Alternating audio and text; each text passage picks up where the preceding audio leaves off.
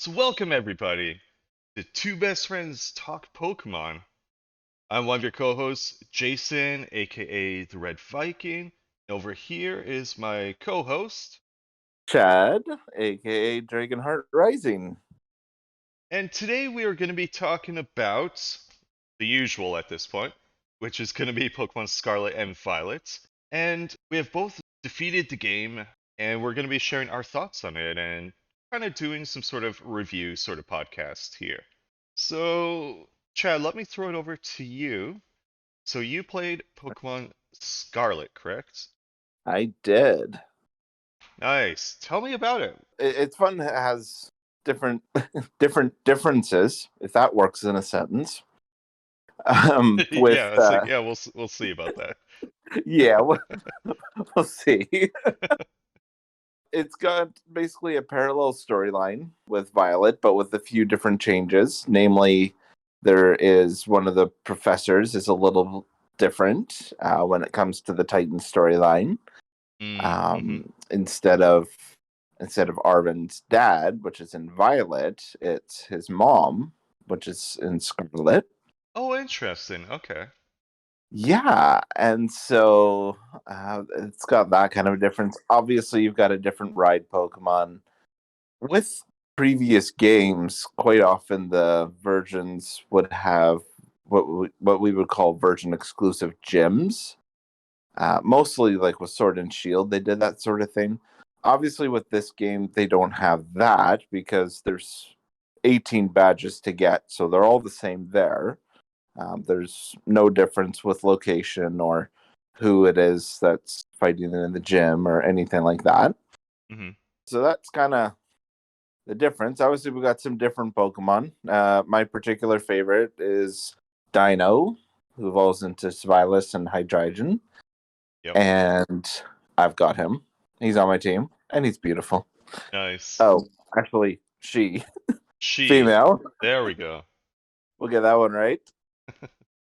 And so, yeah, there's with both of these games. I mean, it's just so much exploration to do. There's different things you can do with the three different storylines. In order to get the final storyline, you have to finish all three of them. And so yeah, it was honestly a really fun game. I was quite often going back and forth with different storylines. So I'd be going after some gyms, and then I'd be going after some Titans, and then I'd go after Team Star, and just kind of alternate until I finally finished all of them. Yeah. And I thoroughly loved this game. This is definitely my new favorite, which I never thought I'd say, because Heart Gold, Soul Silver, while it still holds such a sweet place in my heart, it really does. This one has taken Pokemon to a whole nother level. And the variety of Pokemon, the new Pokemon that we get, even, and I'll get into more in depth with this one, even with our rival and other cohorts, as I like to call them, that we Yeah. get throughout the game as well. I'm just so fascinated with these characters and Mm-hmm. how they're a little more fleshed out than usual and not quite as kid like kitty like small kid like. Yeah. But yeah, so I thoroughly loved all the different aspects of that. But what I wanted to get into, in particular with my review, because with all the different reviews, we've all heard it all about the graphical glitches and the different aspects of gameplay, and I'm sure you're going to get more into that. Yeah, But yeah, I'll share some thoughts on that because yeah, I definitely have my opinions. perfect. So I will leave that one in your corner. But the three things I wanted to go through are from playing all the different Pokemon games in the mainline series. I finally came to this point where I'm like, okay, with each new game, there's three things I want to know. One, who's the new Dragon Pseudo? Mm-hmm. And I'll get into exactly what that means later. Two, who is the new Pikachu clone? And three, Actually, what's yeah. our new what's our new rival like? Yeah. And so, first of all, the pseudo legendaries are Pokemon that are a 3-stage evolution, like Dratini, Dragonair, and Dragonite. And the final evolution has a base stat total of 600, which basically means they are better than, well, I should say better. They are higher stat total than pretty much all the regular Pokemon, but not quite at the level of a legendary Pokemon. Yeah. And so they are typically pretty good. And other than Tyranitar in Gen 2 and Metagross in Gen 3, all of the other pseudo legendaries have been dragon types. So I just naturally assume, okay, who's our new dragon pseudo? So I was roaming around the map and I came across this raid, and it was a 3-star raid for a steel type. And I thought, okay. So I go into it and I'm looking at this guy and I'm like, wait, I think that's him. And so sure enough, caught him, called Frigibax. Yeah. He's a dragon ice type. And I was like, oh yes, Kyurem, which is a Gen 5 legendary, has been our only other dragon ice type. And now we got a new one. He's a pseudo. He's beastly. Definitely a very strong physical attacker. Has a signature move called Glaive Rush, or Glaive Rush, Yeah. however we want to say that. And that just packs a punch, but it does come with a repercussion if it doesn't finish the job. In that the opponent's following hit will for sure hit. It won't miss no matter what, and it'll deal a critical hit. After catching him and then kind of looking more into him and his move style, and then facing one, because one of the Elite Four is a dragon type, and Yep. of course he's got the final form, which is Baxcalibur. Love the name, by the way. Yeah. And I had, just for fun, thrown in, because I have 2 dragons, both pseudo legendaries that were on my team. One was Garchomp, and so I started the battle with her, who I named Cynthia, because I'm like, how could I not? Yeah. And then for the final battle, because Garchomp took out the first 4, just that good. The final one I put in Hydreigon, and I terastallized it so that it was a dark type instead of a dragon dark type. Yeah. And Glaive Rush hit me and took me down to nearly 30 hit points from well over 200. And I'm like, okay, yeah, this thing packs a punch. Yeah. So I was very impressed. It's a new Dragon Pseudo. It's its own style. Very, very powerful. Got its own kind of uniqueness to it. And I personally quite love the design with it as well. And so, yeah, like one of these things looking into the game is what's our new Dragon Pseudo, and I was thoroughly, thoroughly impressed with him. Right. So, yeah, there was that. So I was like, okay, that's one point.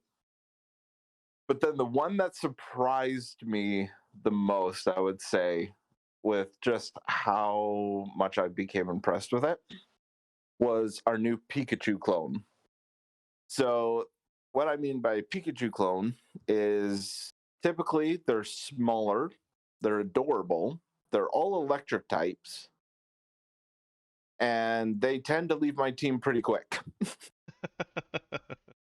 From previous generations, the first one wasn't really a Pikachu clone so much as its pre-evolved form Pichu in Gen 2.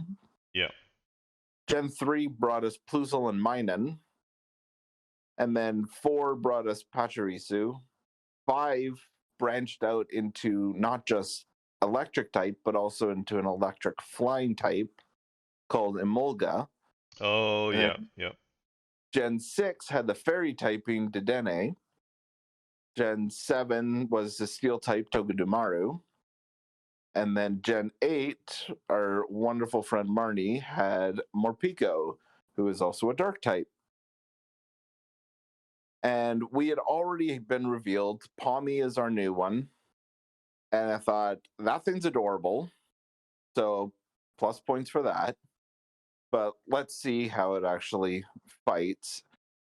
And what we have now is something new that's been brought to the Pikachu clones, and that's evolution. So Palmy evolves into Palmo at level 18. Oh, wow. Voice totally went there. I was gonna Try leave that that one. in, man. Oh, go for it. And so, evolves into Palmo at level 18. And then I know both you and I were like, how does it evolve from here? Because, we're going up the levels and it's not evolving. Yeah. And you get to do the let's go thing, which, from what I recall, only one other Pokemon does that, and that's the Tumbleweed one. Oh, okay. Yeah, so it evolves into, I think it was a grass ghost type from doing the exact same thing. Okay. So that was pretty cool. So then we finally got ours evolved into Palmot. And it was like, okay, we got an electric fighting type. Mine personally had a nature that increased its defense and lowered its speed. So I'm like, for a real speedy Pokemon, that's maybe not the best. Yeah. And yet, what ended up happening later, I'm like, actually, I'm kind of glad I had it. Oh, really? Yeah. So as I'm going through the different gyms, I have two Pokemon that are standing out above all of them. And ironically, none of them were my pseudo legendaries. So to put it into perspective, I had Garchomp, I had Hydreigon, I had Tyranitar, and then I had my starter Skeledirge, who I absolutely adore. Yeah. And then I had a Vivillon. Oh, Now, yeah. Vivillon's from Gen 6, but I've never actually put it on my team. So I'm like, you know what? I'm going to put it on my team this time. And between Vivillon and Palmot, I would say probably 3/4 of the bigger battles were won by them. Oh, okay. So Vivillon has Compound Eyes and all three powders. So Sleep Powder, Poison Powder, and Stun Spore, which normally have a 75% accuracy, but that gets bumped up to 97 because of its ability. So that's awesome. Plus, its strongest move, Hurricane, is normally 70% accurate, and it gets bumped up to 91 from its ability. And it had a modest nature, so that was perfect. But with Palmot, it's got such a diverse move set. And as I'm looking at it, I'm like, okay, it can learn Seed Bomb, so a grass type. It can learn all three elemental punches, thunder, fire, and ice. It can learn, of course, fighting type moves, as it is a fighting type. It can learn bite, and you can teach it crunch, so it has a dark type. You can learn dig, which is a ground type. And I'm looking at this and I'm like, man, it's got such a diverse set. Like, you can really take out a lot of teams just with Palmot alone. Right. I was doing that. I didn't actually teach it any TMs whatsoever. I just went with its natural moveset, and it was just blowing me away and how good it was. And so typically, if I get a Pikachu clone on the team, it's on the team and then it's off the team, replaced by something better. Yeah. But Palmont actually went to the very end with me, Okay. and it was really cool. So I'm going to intertwine the third part of this as well, and that's our rival, Nimona. Yeah. She's actually my favorite rival to date. Nice. That is to say, up to this point, not, I mean, to date, just in case people were wondering. But she's got this personality that's like, okay, if I was in the Pokemon world, this is the one I would want to have as a best bud. She's looking out for you. She challenges you a lot. She can push you to be better and better with your battling. Gives you, the Terra Orb for one thing, so that's absolutely epic. Yeah. And then the final battle with her after the Elite Four, I actually lost the first one, Oh, and okay. I lost it by one move within about 15 hit points. Oh, okay, yeah. It went down to her Masquerada and my Hydreigon, and I had terastallized so that her fairy type move wouldn't hit 4 times as hard, instead of like it only hit a super effective instead of 4 times effective, and it literally just went down because I think each move was doing about 120, 130, and I'm like, I think I can survive one. And then because I took off the dragon typing, she just went for her signature move, and I'm like, oh crap. So I'm like, either way, I was going to lose that one, but I was like, by one move, that was it. I could have knocked her out in one move. Instead, she knocked me out in one move. And I was like, okay, definitely the best rival battle I've ever had with any of the games. Right. So that was cool. So I'm like, there's the third point with the rival. But the final part of it was I was looking at her team and I'm like, hang on, Palmont could have a field day with this one. And so I went in with a different strategy. And this time I went in with Palmont and I had forget exactly what it was called, but double thunder, or not double thunder, double shock. That was it. And so I use it on her Earthworm, Oh yeah, yeah, which came a little later. So she starts off with Lichen Rock, so I take it out with one close combat, and then the Earthworm comes in, and I use Double Shock to get rid of my electric typing, so that its Earth move doesn't hit quite as hard. And then I take it out, and then I forget who her third one was, but I was able to take it out with one hit. And then the Dunsparce comes in, and I'm like, I could probably take it out in one shot too. yeah. And it survived on like 10 HP and then took Palmot out. And I'm like, well, a Pikachu clone that takes out half the final battle's team, that's good in my books. Yeah. And so yeah, I was like, this is absolutely awesome. I'm like, we got a great Dragon Pseudo, we've got a great Pikachu clone, and we've got an awesome rival. And I haven't done any of the post game yet. Okay. I'm having a little fun with all the EV terror raids, Oh yeah, yeah. which we're doing this weekend, wrapping up later today on Sunday. And so yeah, I can't really say too much about the post game, but I will say this: the storylines that were coming through on the Titan storyline and the Team Star storyline, I was like, I think this is actually some of the best storyline work that Pokemon has put into its game. And then with the final one, I'm like, okay, yeah, they definitely took that up a notch as well. And won't deny it, shed a few tears on that one. Oh.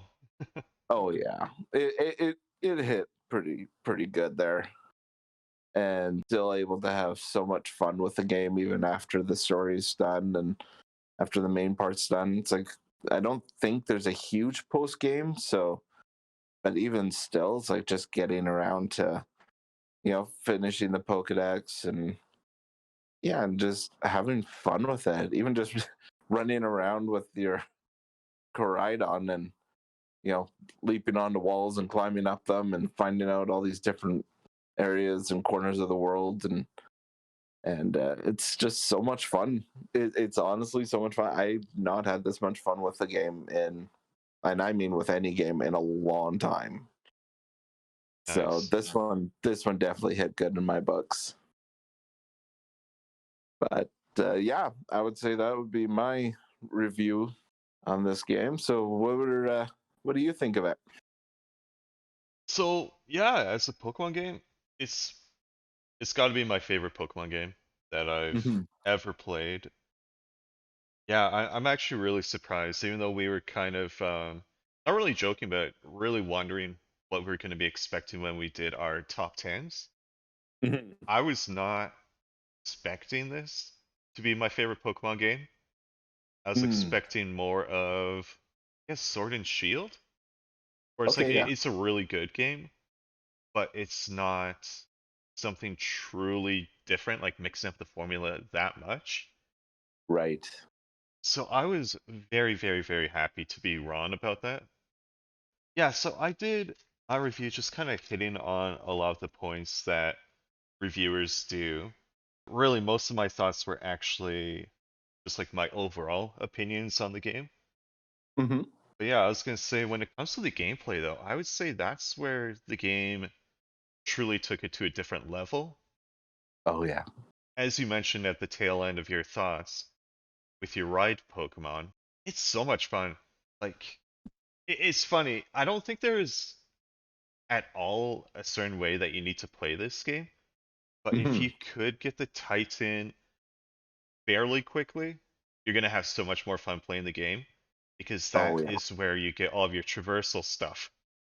Yeah. So it's definitely, definitely one that you don't want to save for last, which I don't even know if you really could, because when it comes to the Star storyline, I think they do sort of block off a couple sections of the game. So Yes. I'd say it's not completely open world, go ahead and do whatever you want, like Skyrim, Hmm. Yeah. but it is extremely, extremely open world though, if that makes Hmm. any sense. Because there's so much you can do in the game, and you can go in pretty much whatever order you want to do. Yeah. But the one thing I would say is like you do want to do the Titan storyline because it just makes traversal so much more fun. And I Oh would say that definitely. that's the coolest part. It doesn't just make it easier, it makes it really fun because once you do have the Titan storyline done, like you're saying, you can climb up those mountains, you could jump off the ledges and glide for a pretty good ways. You're not flying, Mhm. you are gliding, and I think after say, I don't know, maybe 10 seconds, 10, 15 seconds, your ride Pokemon will start to dip Yeah. hardcore, where you're pretty much falling. Yeah. But but then after that, once you hit the ground, you could just do your extra jump that you're gonna have at that point if you have the glide ability, and then you could just start gliding again anyway. So Hmm. it actually makes traversal pretty quick as well. So I really, really, really did like that with your ride Pokemon. What else I have? Okay, so the graphics. I'm just gonna get into not only the graphics, but how a lot of people really enjoy, or at least seem to enjoy, showing off all the glitches and how the game engine is not perfect and all that. I would Yeah. say with my playthrough, I played maybe 60% of it handheld and 40% of it docked, as Okay. well as I streamed the game as well for a few hours here and there. And I never had any hardcore glitches at all. I had Okay. two times where the game froze and shut itself off. Mm. I did have that, Yeah. which the second time that that happened, I was pretty annoyed with it because I lost pretty decent chunk of game time because I was just Oh. walking around and doing stuff that way. I wasn't Right. really I wasn't fast traveling, which I believe it always auto saves off of that. Oh. I was Yeah. going around and just collecting things off of the ground. That part sucked quite a bit actually. And I did shopping as well, so I bought a whole bunch of different clothes. But I guess it Hmm. doesn't actually save off of that when you do purchases. So, Okay. but aside from that one moment, and it took me over 40 hours to beat the game. Yeah. Not much more than that. I think it was like 40 hours and something or other minutes. So it was pretty close to that. But yeah, aside from that, I never had big issues with it. The graphics are good.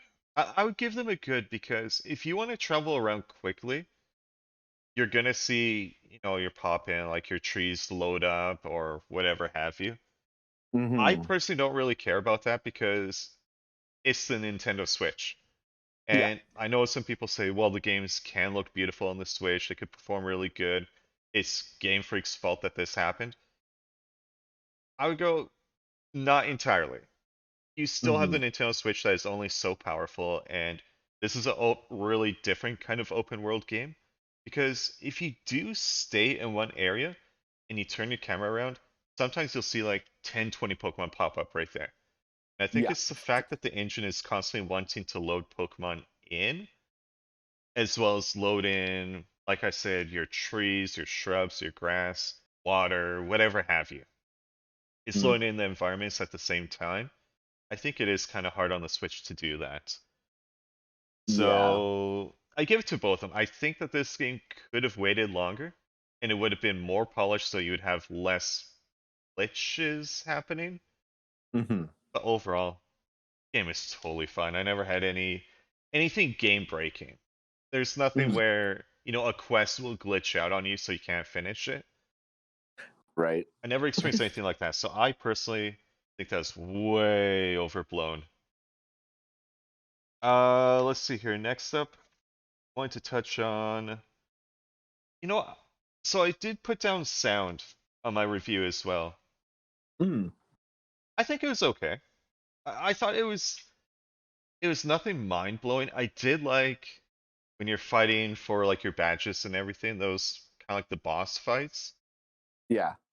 I thought the music in there was pretty good. Aside from that, if you're just running around the world, I think it's totally fine. If I not yet, but when I start grinding and getting the rest of my Pokedex done, I may just Hmm. put on something on Spotify Mm. and listen to that because after so many hours, I think almost every single game gets boring when you're listening to it. Aside from Yeah. Skyrim, I'm gonna mention that Yes. one more time. Skyrim's music was amazing. I never get bored of that. Love it. But not every game is Skyrim. But no, Hmm. it's like it was good though. It's totally passable. And the storyline, I wanted to touch on that as well because you mentioned how it's actually really good. I totally agree with you. I thought the weakest storyline was going and doing the gyms Yeah. because that one really felt like, yeah, we're just doing this again, which okay, we know what to expect. But when it came to Team Star as well as Mm. Arvin, doing Hmm. yeah, your Titans, that was such a unique storyline experience for a Pokemon game. Yeah. And I thought that the topics that they were hitting on really, really good. The Team Absolutely. Star one is all about bullying and fighting back against being bullied in school and how school can make you feel sort of like you're all alone. But all Yeah. these loners, all the ones that got picked on, all banded together to fight back. But of course, Hmm. getting revenge or whatever you want to call it never works out. So that was really cool. And then Arvin's, it's all about family, looking out for your partner Pokemon, which is Yeah. so powerful. I thought that was actually really, really, really well done. Then when they Hmm. transitioned it to the fourth part of the game, and yeah, in that one it's all about his dad, right? Yeah. Man, that was interesting. Such an interesting storyline. I I don't really want to spoil that for people Yeah. that haven't played through the game yet. I would just say that it did have a couple twists that I wasn't expecting, Yeah. Totally. and it's good. It's really good. I wouldn't say that I went so far as like shedding a couple tears on it. I actually felt like the partner Pokemon for me was more emotional because I have a few different pets, right? And Hmm. just how he cared for that Pokemon was really, really, really cool. Oh yeah. Really good. So yeah, the storyline, yeah, for a Pokemon game, really good. For even just a video game in general, I'd say it's pretty good. It was Hmm. pretty good. I would say the biggest part though is it caught me off guard. I wasn't prepared for that. I didn't go in thinking, okay, I'm playing this for the storyline. Right. Hmm. Overall, I had a really good time playing this game. I say, yeah, it's probably my favorite Pokemon game that I've ever played Hmm. because it encompasses so much of what I like in Pokemon games. The sense of exploration, say it's the best it's ever been in the series. The Yeah. designs of the new Pokemon and how Pokemon that you can catch in this game is very, very, very well done, where you could do pretty much any team you want to, and there will be Hmm. a way that you could beat the game with it and excel. Yeah. Absolutely. The only critique that I would give is I think the game could have waited a little bit longer. I didn't think we had to have it this holiday season. I Mm, think if they yeah. took some more time with it, we wouldn't be seeing all this stuff pop up online. Some of it is pretty funny, but yeah, I think they could have taken a little bit longer with it to just polish it more. Mm, But I'm happy, if they do release any feature updates to fix performance and all that kind of stuff, awesome. If they don't, you mhm. still got a really good Pokemon game, and if you're a fan of Pokemon, you should definitely pick this one up. Oh, for sure. This has been Jason, and And Chad. have a great rest of your day, everybody. Yeah, take care, everyone.